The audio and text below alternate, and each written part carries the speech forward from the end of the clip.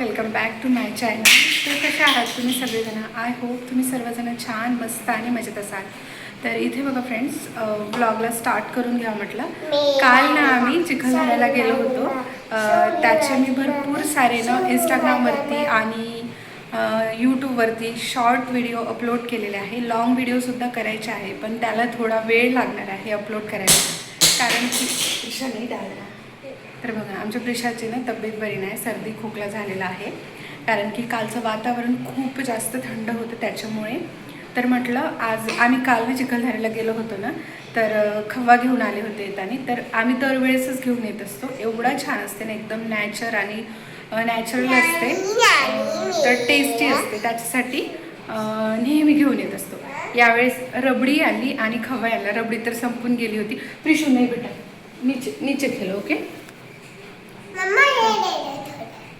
तर प्रिशाचं ना फ्रीजचं हे सोविनर्स काढणं चालू आहे. तर मला म्हणायचं होतं की दरवेळेस तर मी ना गुलाबजाम करत असते, पण आम्ही ना आत्ताच काही दिवसापूर्वीच ना मस्तपैकी गुलाबजाम खाल्लं होतं, त्याच्यामुळे गुलाबजाम नको वाटतंय, पेढा करून घ्यावंसं वाटतंय. तर पेढा मी फर्स्ट टाईम करणार आहे, तर तुम्हाला मी दाखवते. खवा आणलेला आहे ते बघा, एवढा छान टेस्टी लागते ना फ्रेंड्स, खूप मस्त लागते. तर याचे मी हे बघा अर्धानं असंच खाण्यात गेलेलं आहे, तर जेवढे होईल तेवढे पेढाही करून घेतो म्हटलं. बघा बाहेर ना पाऊससुद्धा चालू आहे. आमच्या प्रिशाला ना ताप आला होता, त्याच्यामुळे बेडरूममधलं ना सगळं काही अस्ताव्यस्त, कारण की ती आत्ताच झोपेतून उठलेली आहे. तर इथे जी चादर वगैरे आहे आणि आमचं वॉल वगैरे तर सगळं खराब करून टाकली ती ना. तिकडच्या रूममध्ये कपडे वगैरे वाळत दिसेल, कारण की बाहेर पाऊस चालू आहे. आज काही कपडे वाळलेच नाही त्याच्यामुळे. तर बाहेर ना हे बघा पाऊस चालू आहे मस्तपैकी. मगाचं तर काही नाही, कारण की मगाचंच ना, कारण की मगाचीच चण्याचं चणे असते ना हरभऱ्याचे, ते केलं आणि पोळीसुद्धा आहे. तर म्हटलं जेवायचं बघूया काय करायचं आहे ते, पण त्याच्या आधी तर मला ना पेढ्याचंच करून घ्यायचं आहे. तर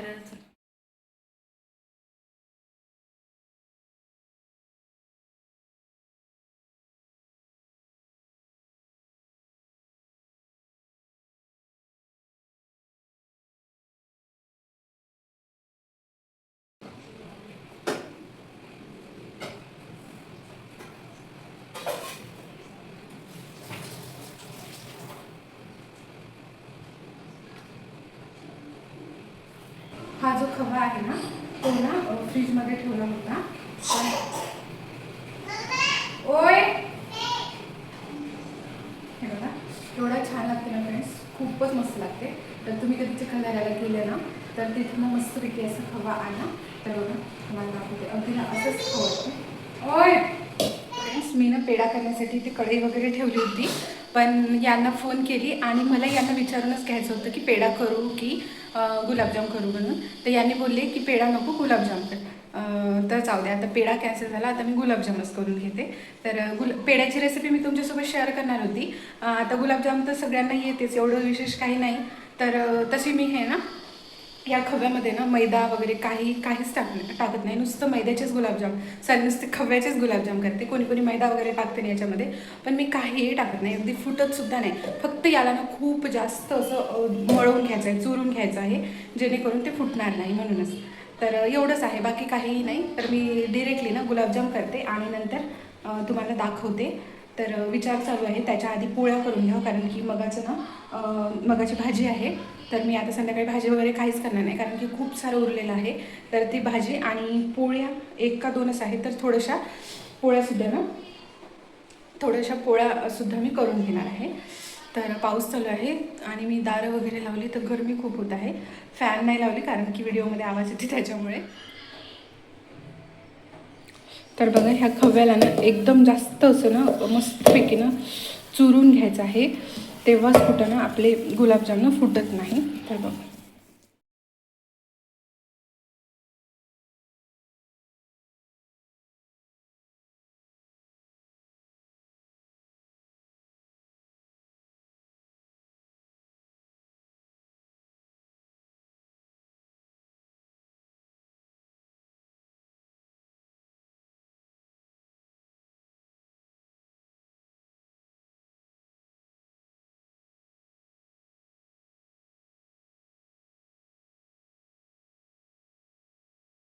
माझा हा जो गुलाबजामचा खवा आहे ना तो करून झालेला म्हणजे हे भिजवलेला आहे. तरी याला ना थोडं रेस्ट करायला ठेवते 15 ते 20 मिनिटे. तोपर्यंत मी पोळ्या बनवून घेते, कारण की फक्त पोळ्याच बनवायच्या, भाजी तर आहे तिथे. त्याच्यामुळे मग मी आता पोळ्या बनवते. तर चला पोळ्या बनवते.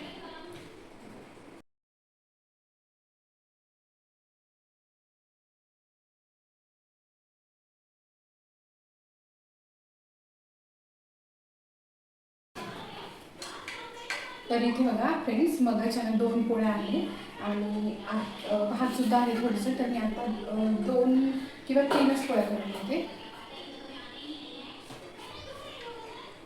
2 किंवा 3च पोळ्या करून घेते. यांना खूपच गरम होतं आज, कितीच्या काय.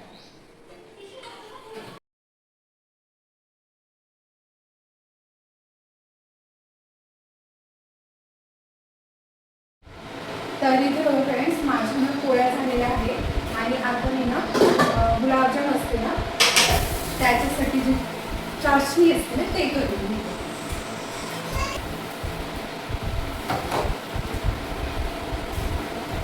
तर इथे बघा फ्रेंड्स, हे जे आहे ना ते मस्तपैकी असं झालेलं आहे. तर याला मी परत असं आपण मळून घेतो. एवढा छान सॉफ्ट आहे ना हा खवा. आणि आम्ही वर्षभर ना खवा कधीच घेत नाही, सिटीमधनं सुद्धा कधीच आणत नाही. रेडीमेड जे गुलाबजाम असते मस्त ते गुलाबजामसुद्धा छान खायचं असते, ते घेत असते. पण आम्ही जेव्हा केव्हा चिखलदऱ्याला जातो तेव्हा मात्र खवा नक्कीच आणत असतो, कारण की टेस्टच खूप भारी असते त्याच्यामुळे. तर इथे ना मस्त छोटे छोटे गुलाबजाम करून घेतो. तर इथे बघा फ्रेंड्स, मस्तपैकी ना गुलाबजाम वगैरे केले. तर रात्रीच्या वेळेस ना प्रिशाला म्हणजे तब्येतीची थोडीशी म्हणजे सर्दी खोकला आहे. तर तिला आम्ही ना डॉक्टरकडे घेऊन गेलो होतो. तर गुलाबजाम बघा एवढे छान झाले ना, खूप मस्त झाले. मी छोटे छोटे केलो, जास्त मोठे केले नाही. हा छोटासा गुलाबजाम आहे ना तो प्रिशाने बनवलेला होता. तर इकडे ना पाक करून घेतलेला आहे हलकासा आणि सॉफ्ट गुलाबजाम आपले इथे रेडी झालेले आहे. सगळं जेवण वगैरे झाल्यानंतर म्हटलं प्रिशाला थोडं डॉक्टरकडे घेऊन जाऊ, कारण की तिला गोळ्या औषध वगैरे नव्हतं. त्याच्यामुळे आम्ही मग तिला डॉक्टरजवळ घेऊन गेलो. तसं ती नॉर्मल होती, आम्ही चिखलदऱ्याला गेलो होतो ना त्याच्यामुळे तिला सर्दी खोकला जरा जास्त वाढला होता. तसं तर आधीच होतं तिला, पण तरी पण आम्ही घेऊन गेलो. तर अशा प्रकारचा ना हा छोटासा ब्लॉग होता. आय होप तुम्हाला आवडला असेल. तर लाईक शेअर सबस्क्राईब आणि कमेंटसुद्धा करा. तर भेटूया परत अशाच एका ब्लॉगसोबत. तोपर्यंत बाय.